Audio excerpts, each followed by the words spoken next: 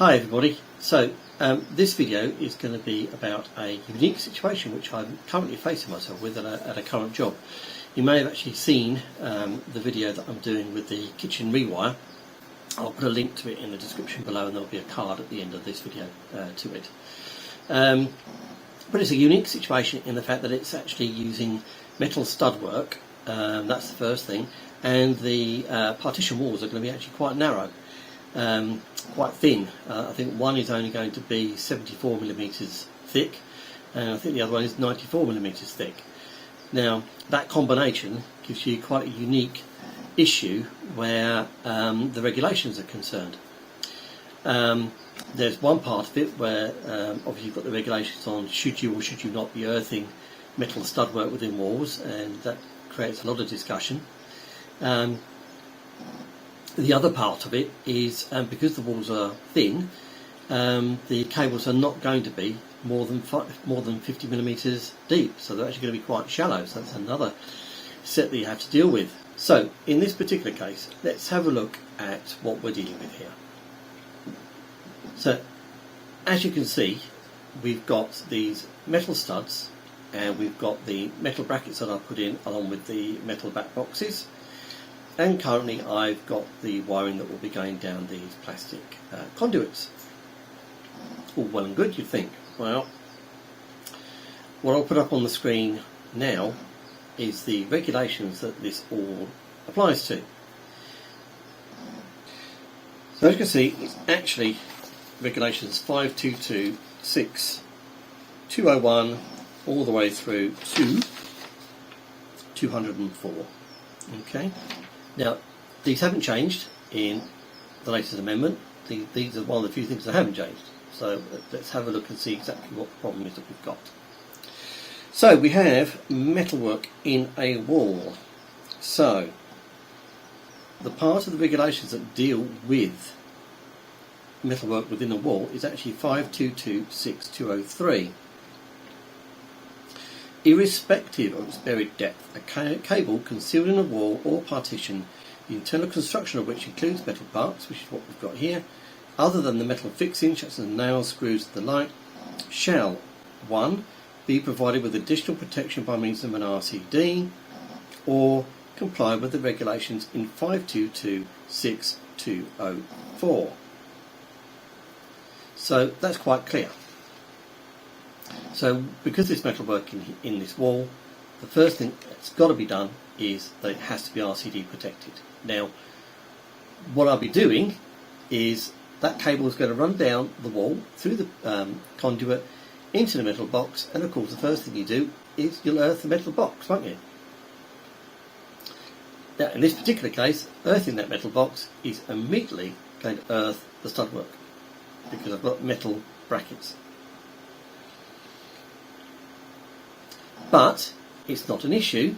The way I've read these regulations and the way I'm applying in here is that I have actually RCD protected it. So if anything was to happen to that cable, or if there was water damage or flooding or whatever, and there was an earth fault within that stud wall, it is RCD protected. The earth fault will trigger the RCD. So it is protected in my book by doing that. So I think I've actually followed these regulations.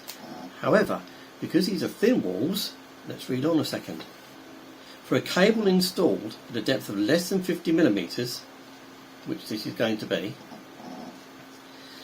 from the surface of a wall or partition, the requirements of regulation 522.6.202 shall also apply. Go back to 202, shall we? So 202 says this: a cable installed in a wall or partition at a depth of less than 50mm from the surface of a wall or partition shall 1. Be installed in a zone within 150mm from the top of the wall or partition, or within 150mm of an angle formed by 2 adjoining walls or partitions.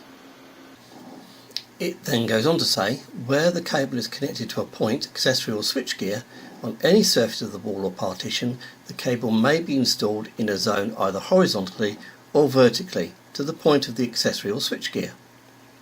or it can comply with regulation 5226-204. Let's have a look at 204. And in 204 it says, for the purposes of regulation 201 and 202 and 203, cable shall 1. Incorporate an earth metallic covering which complies with the requirements of these regulations. I won't go through the rest of it, you can read that on the screen.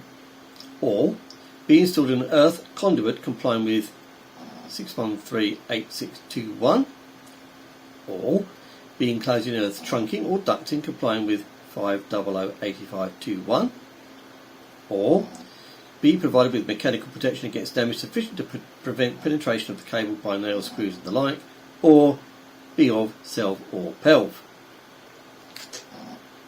Good, isn't it? So what have I decided to do? To be honest, what I've decided to do is, as you might have noticed in the video, rather than put in metal conduit, I'm going to stick with the PVC.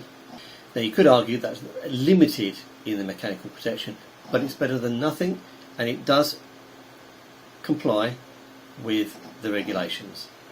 Now, there is a debate as to whether you should or shouldn't earth metal stud work.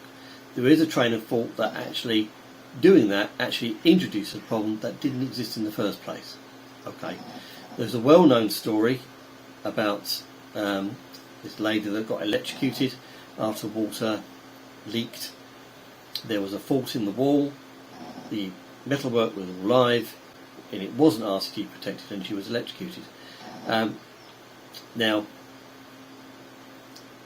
that's very true, but in this particular case, I've not supplementary bonded this stud work. It's actually, you could argue that it's actually, I've actually caused it to be part of the electrical system by earthing it through the circuit. Therefore, the RCD is now protecting that metal stud work as well as the circuit. Personally, I feel that the regulations are a bit wishy-washy on this metal stud work side of things, but this is my interpretation of the rules. I think I've got it right.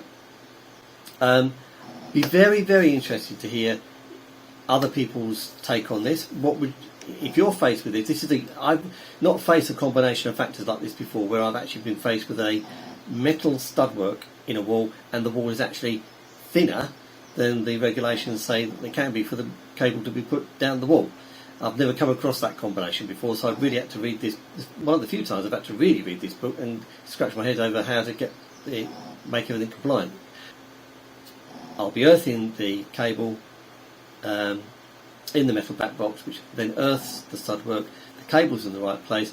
I've put some additional protection because there's PVC. I appreciate a PVC conduit isn't brilliant. I could have put a metal one there, but for me, will have made that installation compliant, I think. If you disagree, please put it in the comments. If you think I've misinterpreted the regulation, do the same. Be very interested. It really will be interesting to hear some constructive comments as to whether you agree with me or whether you don't agree with me, whether you would have done something differently.